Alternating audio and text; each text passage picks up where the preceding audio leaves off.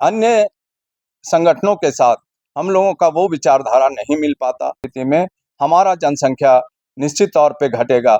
इसलिए हम लोग अब चरणबद्ध तरीके से आंदोलन की तैयारी कर रहे हैं। यहाँ पे 5वीं अनुसूची के द्वारा हमें सुरक्षा प्राप्त है, लेकिन देखा जा रहा है कि परिसीमन के बहाने बाहरी आबादी जो आ रही है, उनके बहाने हमारी संख्या घटाई जा रही है।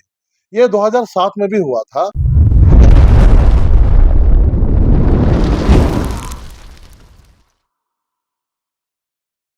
कि हम लोग 26% आज के दिन में हम लोगों को की गणना की जाती है, जबकि उस समय 44%। मेरा ये है कि हम लोगों को अभी जो वर्तमान में परिसीमन होना है, क्योंकि इस बार जो चल रहा है कि 2021 में जो जनगणना होना था 26-27 में हो रहा है पहला मकान गणना, और 2027 में जनगणना होना।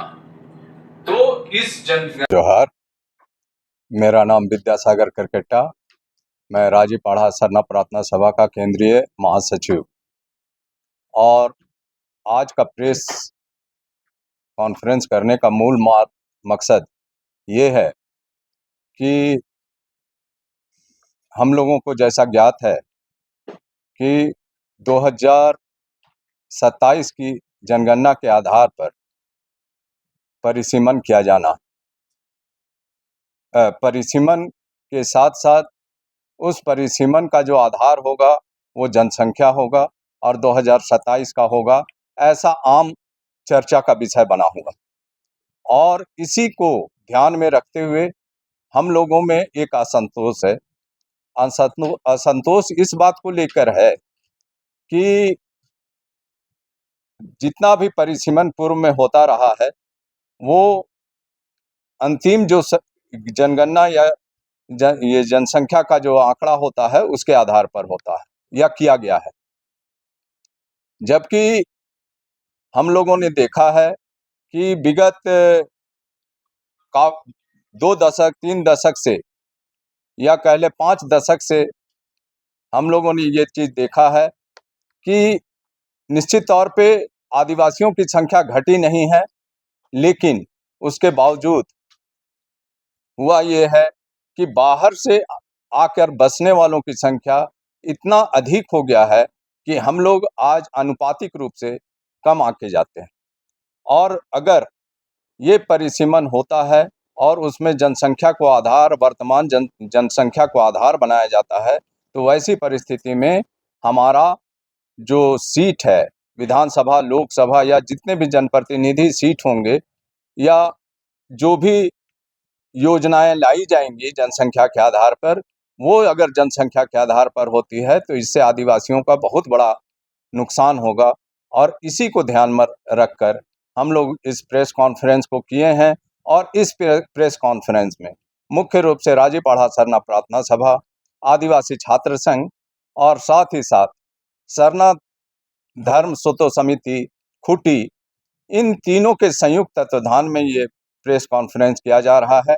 और आगे की भी जो आंदोलन की रूपरेखा तैयार की जाएगी, ये तीनों के संयुक्त तत्वाधान में की जाएगी। ये इसलिए कि ये जो समान विचारधारा के लोग हैं और ये समान विचारधारा के लोग एक साथ आने का सबसे बड़ा कारण यही है। अन्य संगठनों के साथ हम लोगों का वो विचारधारा नहीं मिल पाता, क्योंकि उनका जो हमारा मूल आधार सरना धर्म कोड है वो उससे इत्तेफाक नहीं रखते। और वैसी स्थिति में हम लोग सरना की बात करने वाले, सरना धर्म की कोड की बात करने वाले समान विचारधारा के लोग आज यहाँ इकट्ठा हुए हैं। और ये बताना चाहेंगे कि हम लोगों ने पूर्व का 2007 का जो जनगणना हुआ था उस समय भी आदिवासी छात्र संघ और राजीपाड़ा सरना प्रार्थना सभा के संयुक्त तत्वाधान में बृहत आंदोलन किया गया था, और जिसका परिणाम था कि अन्य राज्यों में परिसीमन के बाद जहां फिफ्थ शेड्यूल हैं उन स्टेटों में भी काफ़ी सीट आदिवासियों का घट गया था। और इस बार भी अगर निश्चित तौर पे अगर 27 की जनगणना को आधार बनाया जाता है तो वैसी स्थिति में हमारा जनसंख्या निश्चित तौर पे घटेगा। इसलिए हम लोग का विशेष मांग है कि हम लोगों का जो परिसीमन हो और उसका जो आधार हो, वो उसका जो मूल आधार होगा वो 1971 का जो जनगणना है उसके आधार पे हो, और उसी अनुपात में आज जो जनसंख्या का बढ़ेगा अगर, तो उस अनुपात में ही आदिवासी सीटों का निर्धारण हो। यही मुख्य मांग लेकर हम लोग आज इस प्रेस कॉन्फ्रेंस को कर रहे हैं। और यदि हमारी मांगों को गंभीरता से नहीं लिया जाता है तो वैसी स्थिति में हम लोग क्रमबद्ध आंदोलन करेंगे, और इसके लिए राज्य सरकार हो या केंद्र सरकार दोनों समान रूप से दोषी होंगे। वो इसलिए कि जिस तरह से हम लोग देखे हैं कि आदिवासी को हित या अहित की बात होती है, तो यहाँ उसके लिए एक टीएसी निर्धारित किया गया है जो संवैधानिक संस्था है। हमारा जो हम लोगों का सोच है या हमारी मांग है कि अगर ऐसा है तो आदिवासियों के हित को ध्यान में, अहित को ध्यान में रखते हुए टीएसी को एक विशेष बैठक बुलानी चाहिए, और उसमें ये प्रस्ताव पारित होनी चाहिए कि आदिवासी को बहुत बड़ा हक अधिकार छीना जाएगा। वैसी स्थिति में झारखंड स्टेट में जो टीएसी हैं, ट्राइबल एडवाइजरी काउंसिल, वो अपना एक विशेष बैठक बुलाए और एक प्रस्ताव पारित करे वह उस ये से कि हम लोग इस जो परिसीमन का जो आधार है वो 2027 ना होते हुए हो, और वो 1971 हो, और उसी अनुपात में हो जिस अनुपात में 1971 का जनसंख्या रहा है। आज का जो प्रेस वार्ता मुख्यतः डिलिमिटेशन परिसीमन पे हम लोग बात कर रहे हैं। तीनों संगठन जो संविधान में जो प्रावधान है, प्रावधान के अनुसार ये 5वीं अनुसूचित क्षेत्र है। यहाँ आदिवासियों को विशेष प्रावधान दिया गया है। आदिवासियों का प्रशासन और नियंत्रण है। तो क्या कारण है कि आदिवासियों की जनसंख्या दिनों दिन इस क्षेत्र में घटता जा रहा है। यहाँ पे 5वीं अनुसूची के द्वारा हमें सुरक्षा प्राप्त है। यहाँ बाहरी आबादी का प्रवेश निषेध है। यहाँ पे आदिवासियों का प्रशासन और नियंत्रण है। तो हमारे जो एकल पद है, चाहे मुखिया हो, जिला परिषद हो, विधायक हो, संसद हो, इसमें हमारा जनप्रतिनिधि आदिवासियों का होगा। लेकिन देखा जा रहा है कि परिसीमन के बहाने बाहरी आबादी जो आ रही है, उनके बहाने हमारी संख्या घटाई जा रही है। ये 2007 में भी हुआ था। इसे राज्यपाल सरना प्रार्थना सभा और एसीएस के द्वारा जोरदार तरीके से आंदोलन किया गया था, और बाकी देश में हुआ था, लेकिन झारखंड के आदिवासी क्षेत्रों में परिसीमन नहीं हुआ था। हमारा जो आरक्षित क्षेत्र थे 28 ही थी।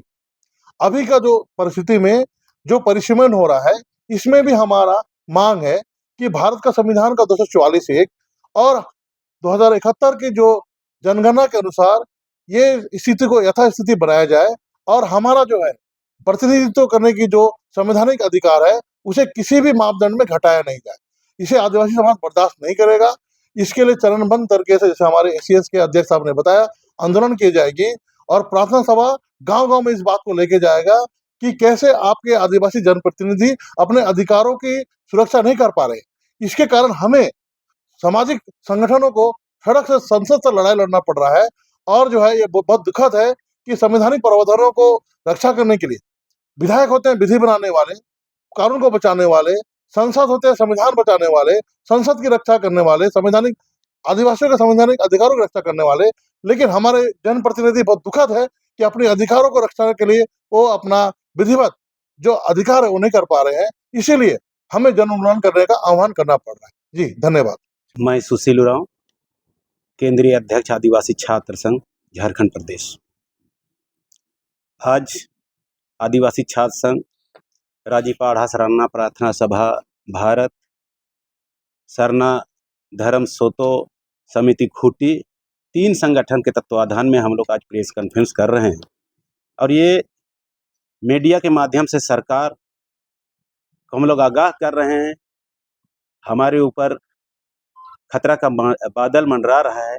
परिसीमन बहुत बड़ा मुद्दा है, और इसीलिए हम लोग आज प्रेस कॉन्फ्रेंस करके सभी को अवगत कर रहे हैं। हम लोग अब चरणबद्ध तरीके से आंदोलन की तैयारी कर रहे हैं, और तैयारी करीब हम लोग 2 बैठक करके कर चुके हैं।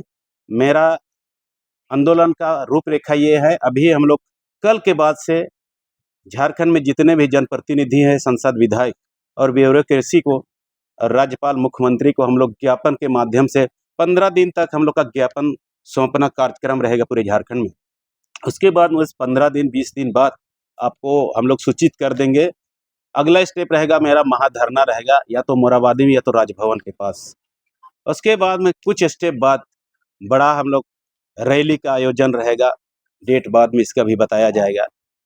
यही क्रमबद्ध तरीके से हम लोग आंदोलन करेंगे और ये परिसीमन को हम लोग रोकेंगे, क्योंकि हम लोग साथ में रोके हैं तो अभी हमको आत्मविश्वास है कि हम लोग जन समूह और पूरे आदिवासी समाज निकल के इसके लिए रोकने का प्रयास करेंगे।